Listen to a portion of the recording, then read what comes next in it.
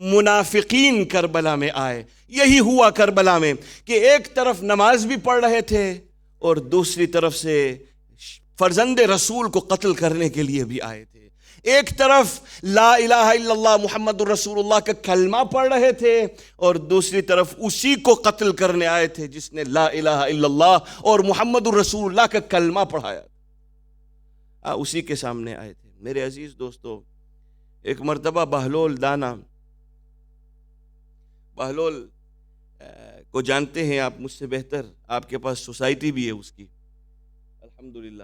بہلول دانا ان اردو میں دانا کہتے ہیں، فارسی میں دانا کہتے ہیں انٹیلیجنٹ، انٹلیکچول اس کو کہتے ہیں دانا. اور لوگ بہلول کو دیوانہ بلاتے ہیں، اس لیے ہم نے دانا نام دیا ہے اس کو، کہ بہلول دیوانے تھے. بہلول دیوانے نہیں تھے. بہلول جیسا انٹلیکچول آدمی نہیں تھا اس زمانے میں جو لوگوں کو حکمت دیتا تھا. شاعر کہتا ہے میرے مولا تو مجھے عاقل و دانا کر دے. شاعر کہتا ہے میرے مولا تو مجھے عاقل و دانا کر دے، ایسا ویسا نہیں بہلول کے جیسا کر دے.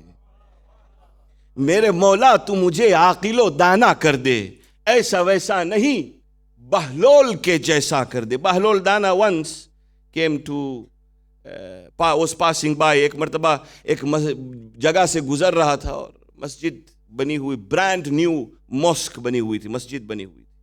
بہلول دانا نے مسجد کو دیکھا، بہت خوش ہوا اور ایک مرتبہ کہنے لگا کہ سبحان اللہ، یہ مسجد کس نے بنائی؟ تو جس نے مسجد بنائی تھی اتفاقاً وہ بھی وہاں کھڑا ہوا تھا. تو کہا مسجد میں نے بنائی. ماشاء اللہ، خدا آپ کا بھلا کرے، آپ نے اتنی خوبصورت مسجد بنائی ہے. کیوں بنائی آپ نے مسجد؟ کہا بہلول تم پاگل ہو، تمہارا دماغ خراب ہو گیا. کہا کیوں؟ نہیں، کہا پوچھ رہا ہوں کیوں مسجد بنائی ہے. کہا نہیں بہلول، مسجد کس لیے بنائی جاتی؟ للہ عز وجل، اللہ کے لیے مسجد بنائی ہے میں نے، خدا کے لیے مسجد بنائی ہے میں نے، پروردگار کے لیے مسجد بنائی. بس بہلول یہی سننا چاہتے تھے. بہلول چلے گئے گھر. دوسرے دن صبح کو بہلول ایک بورڈ لے کے آئے ہاتھ میں، اس کے اوپر لکھا تھا مسجد بہلول.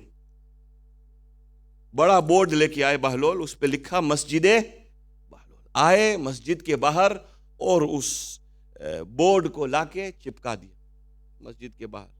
جب جس نے مسجد بنائی آیا، اس نے دیکھا کہ یہاں مسجد بہلول کا بورڈ پڑا ہوا ہے. بہلول کو کہا تم دیوانے تو نہیں ہو گئے ہو؟ تم نے ایک پائی دی تھی اس مسجد کے لیے؟ کہا نہیں. مگر بہلول کہنے لگے مگر آپ نے تو کہا تھا کہ یہ مسجد للہ عز وجل بنائی ہے، خدا کے لیے بنائی. کہا ہاں میں نے کہا تھا اللہ کے لیے مسجد بنائی ہے. تو کہا اگر اللہ کے لیے بنائی تھی تو آپ کو کیا فرق پڑتا ہے یہ مسجد بہلول ہو کہ کون سی مسجد ہو؟ اگر اللہ کے لیے تھی تو آپ کو کیا فرق پڑتا ہے؟ اس کا مطلب یہ ہوا کہ آپ کے دل میں کچھ اور تھا، آپ کی زبان میں کچھ اور ہے. ابھی ڈونیشن دیا مسجد میں، نام لکھوایا بندے خدا، کسی کو پتا نہیں، بندے خدا نے دیا 1000 پاؤنڈ، نام لکھوایا بندے خدا. باہر نکلے کہا تنے خبر چھے کون ہے تو یہ بندے خدا؟ تم جانتے ہو بندے خدا کون تھا؟ میں تھا. دل میں کچھ اور، زبان میں کچھ اور. یزید ابن معاویہ، عمر ابن سعد، عبید اللہ ابن زیاد، جس کو آپ دیکھ لیں ان کے اندر آپ کو یہی ڈائیکوٹومی نظر آئے گی، ایک طرف کچھ اور، دوسری طرف کچھ اور. جب پیغمبر اسلام حضرت محمد مصطفیٰ صلی اللہ علیہ وآلہ وسلم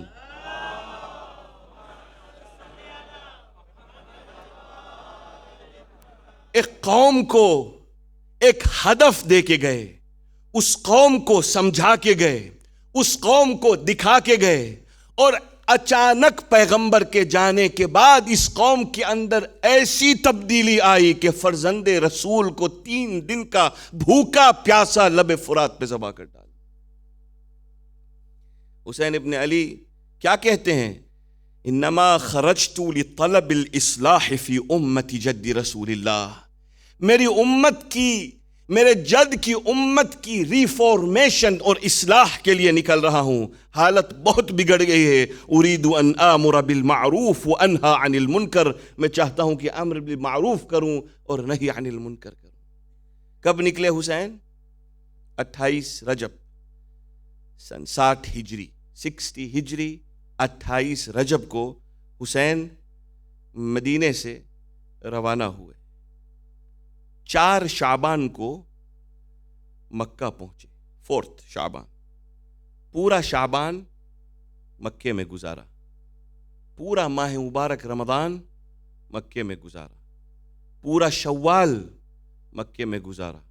پورا ذیقعد مکے میں گزارا. ذی الحج کی 8 تاریخ کو حالت احرام میں حسین نے مکے کو چھوڑا. کیوں رہے مکے میں اتنا عرصہ حسین؟ حسین تو نکلے تھے کوفہ جانے کے لیے نا. حسین نکلے تھے کوفہ جانے کے لیے. حسین کو بلایا گیا تھا کہ آپ کوفے میں آئیے، اس لیے حسین نکلے تھے. کتنے مہینے گزار دیے مکے میں. کیوں؟ ایک ایک کو دعوت دے رہے تھے. فمن قبلنی بقبول الحق فاللہ اولا بالحق. جس نے میری اس دعوت کو قبول کیا، اللہ پسند کرتا ہے حق پسندوں کو. ومن رد علی فاصبر. جس نے مجھے ریجیکٹ کیا، میری دعوت کو ریجیکٹ کیا، میں صبر کروں گا. حتی یأتی اللہ بینی وبین القوم بالحق. یہاں تک کہ خداوند تعالی میرے اور قوم کے درمیان حق کا فیصلہ نہ کر لے.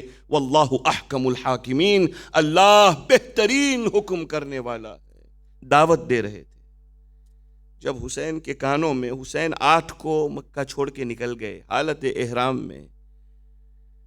احرام پہن چکے تھے. احرام کو تبدیل کر کے عمرہ کی نیت کر کے حسین نے مکے کو چھوڑا. راستے میں تھے کہ مسلم ابن عقیل کی شہادت کی خبر ملی حسین کو. جب خبر ملی ہے، حسین گھوڑے کے اوپر سوار تھے اور بیویاں خیموں کے اندر تھیں. جب مسلم ابن عقیل کی شہادت کی خبر ملی ہے حسین کو، تو ایک مرتبہ خیمے کے اندر آئے، زمین پہ بیٹھ گئے، مسلم کی بیٹی کو بلایا. جناب مسلم کی بیٹی کو بلایا. جناب مسلم کی بیٹی آئیں. حسین نے اپنے نزدیک بٹھایا، سر پہ ہاتھ پھیرا، شفقت سے ہاتھ پھیرنے لگے. ایک مرتبہ بچی تڑپ گئی، چچا جان آپ نے میرے سر پہ شفقت سے ہاتھ پھیرا، کیا بات ہے چچا جان؟ کہا نہیں بیٹا، آج سے تم مجھے بابا کہہ کے پکارنا. کہا بیٹا آج سے تم مجھے بابا کہہ کے پکارنا. کہا چچا جان میرے بابا کو کیا ہوا؟ کہا بیٹا تم یتیم ہو گئی ہو، آج سے تم مجھے بابا کہہ کے پکارنا. روایت میں ملتا ہے جناب سکینہ آئیں، بابا یہ یتیمی کس کو کہتے ہیں؟ بابا یتیمی کس کو کہتے ہیں؟ میں کہوں گا بی بی جب کانوں سے گوشوارے چھن جائیں، جب منہ پہ تماچے لگ جائیں، جب دامن میں آگ لگ جائے، تب خود پتہ چل جائے گا کہ یتیمی کس کو کہتے ہیں. آزاداران امام حسین. حسین دوسری محرم کی شب ہے. حسین کربلا پہنچے. حسین کربلا آئے، قافلہ لے کے کربلا آئے. کربلا کی زمین کو دیکھا.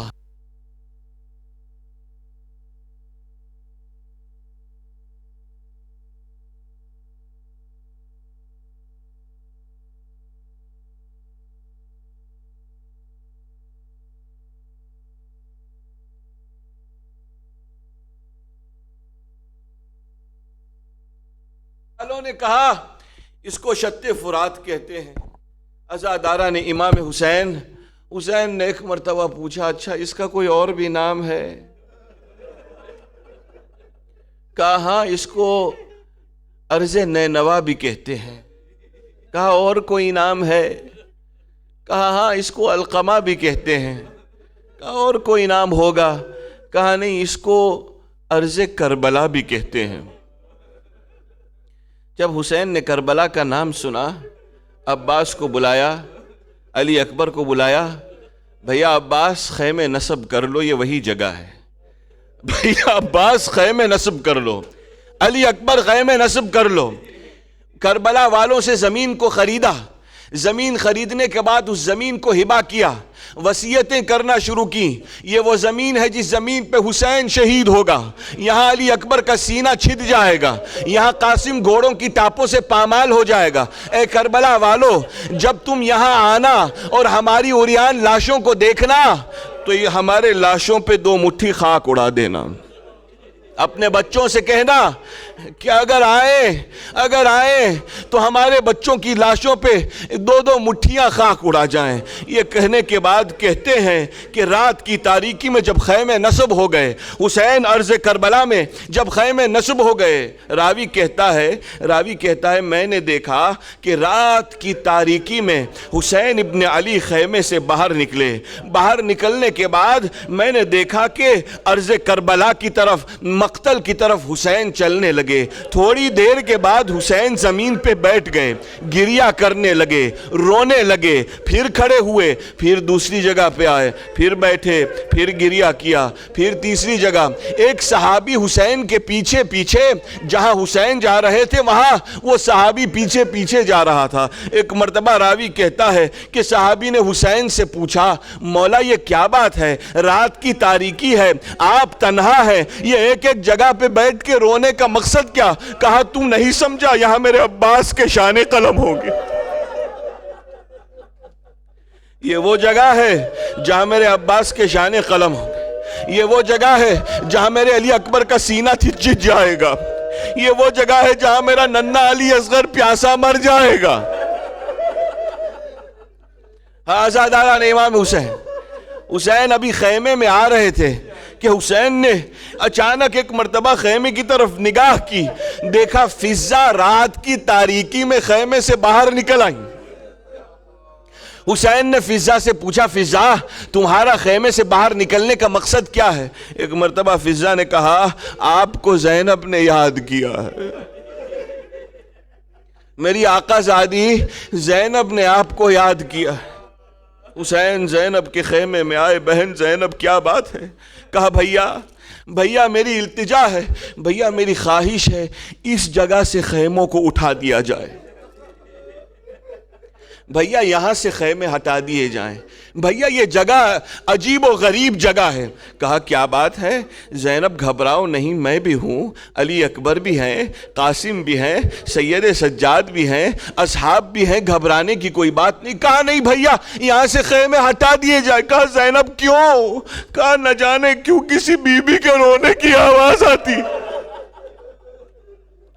بھیا نہ جانے کیوں اس زمین پہ کسی بی بی کے رونے کی آواز آتی ہے. ایک مرتبہ حسین نے کہا زینب نہ پہچانا، یہ ماں فاطمہ زہرا کیا.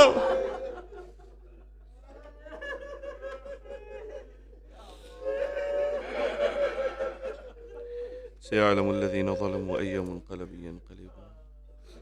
ماتم حسين.